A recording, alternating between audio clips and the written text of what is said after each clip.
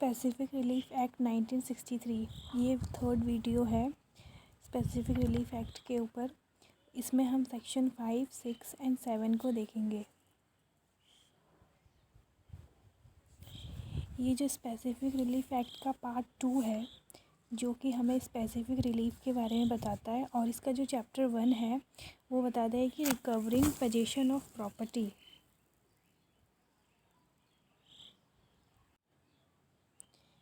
इस चैप्टर में हमारे 4 सेक्शंस हैं, 5, 6, 7 एंड 8, जो कि बताते हैं रिकवरिंग पोजीशन ऑफ प्रॉपर्टी। तो हम इस वीडियो में सेक्शन 5, 6 एंड 7 देखेंगे। सेक्शन 8 को हम नेक्स्ट वीडियो में देखेंगे। तो सेक्शन 5 तो बोलता है कि recovery of specific immovable property, a person entitled to the position of specific immovable property में recover it in the manner provided by the code of civil procedure 1908। कोई पर्सन लीगली एंटाइटल्ड है या उसकी उस प्रॉपर्टी में जो right है, position of specific immovable property, तो वो रिकवर कर सकता है अपनी इमूवेबल प्रॉपर्टी को, स्पेसिफिक इमूवेबल प्रॉपर्टी को इस प्रोसीजर के द्वारा, जो मैनर प्रोवाइड किया गया है सीपीसी में, उसके थ्रू वो अपना रिकवर कर सकता है स्पेसिफिक इमूवेबल प्रॉपर्टी को। तो ये सेक्शन जो है ये टाइटल की बात करता है।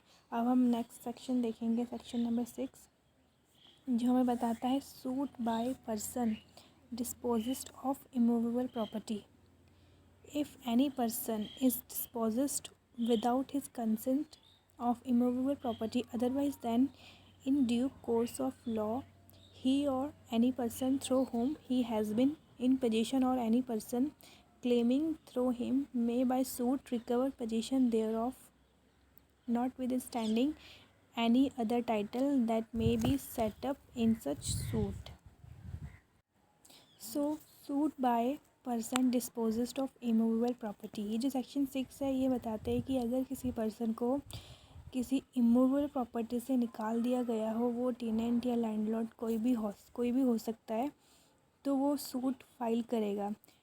उसको निकाला गया है, उसके बिना उसके कंसेंट के उसको इमूवेबल प्रॉपर्टी से निकाला गया है, तो वो इस सेक्शन की हेल्प लेके केस फाइल करेगा। बट अगर किसी ड्यू कोर्स ऑफ लॉ, अगर उसे लॉ के थ्रू, अगर उसे कोई कंडीशन है ये कि अगर लॉ के द्वारा उसे निकाला गया है, लीगली अगर उसे निकाला गया है प्रॉपर्टी से, तो वो सूट फाइल नहीं कर सकता। बट अगर उसे इलीगली निकाला गया है तो इस सेक्शन की हेल्प लेकर वो सूट फाइल कर सकता है। सबसेक्शन 2 बताता है इस सेक्शन का, no suit under this section shall be brought after the expiry of 6 months from the date of disposition or against the government. तो इस सेक्शन के 2 एक्सेप्शन है।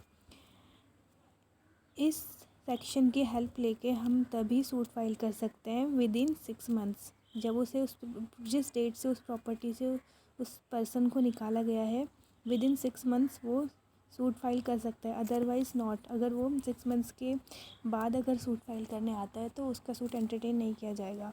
तो अब सेक्शन 6 का सबसेक्शन 3 बोलता है, no appeal shall lie from any order और decree passed in any suit instituted under this section, nor shall any review of any such order or decree be allowed।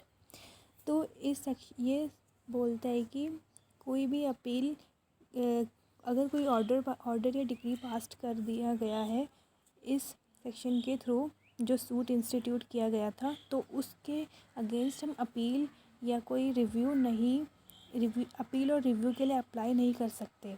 But इधर दिया नहीं गया है, जैसे रिवीजन बचा है तो रिवीजन हम कर सकते हैं। इस सेक्शन में मेंशन नहीं है, बट रिवीजन किया जा सकता है इस।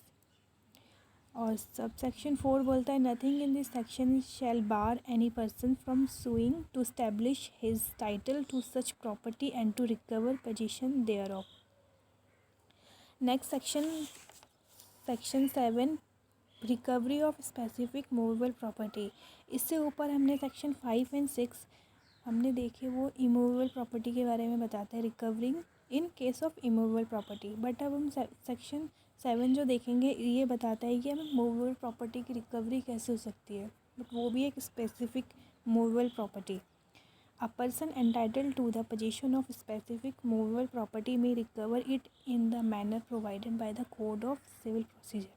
ये लगभग सेक्शन 5 की तरह ही सिमिलर है, बट इसमें हमें मूवेबल प्रॉपर्टी की बात करता है और सेक्शन 5 हमें इमूवेबल प्रॉपर्टी की रिकवरी के बारे में बताता था।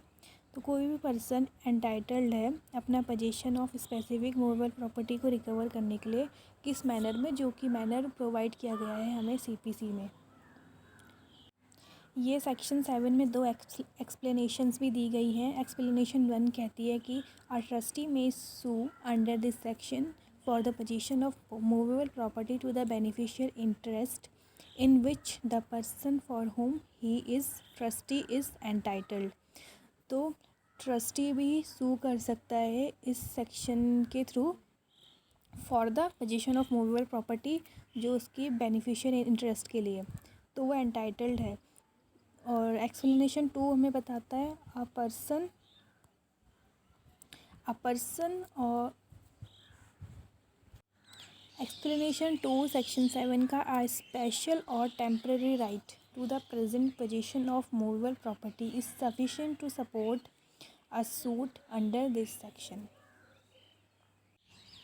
इस एक्सप्लेनेशन में बताता है कि प्रेजेंट पोजीशन मतलब इधर ओनरशिप हो भी सकती है, नहीं भी हो सकती है, कोई ओनरशिप होना ज़रूरी नहीं है, मेयर पोजीशन काफ़ी है। तो इसमें एक स्पेशल और टेम्पररी राइट की बात करी गई है, जो कि possession of movable property which is sufficient to support इस सूट के लिए अंडर दिस सेक्शन।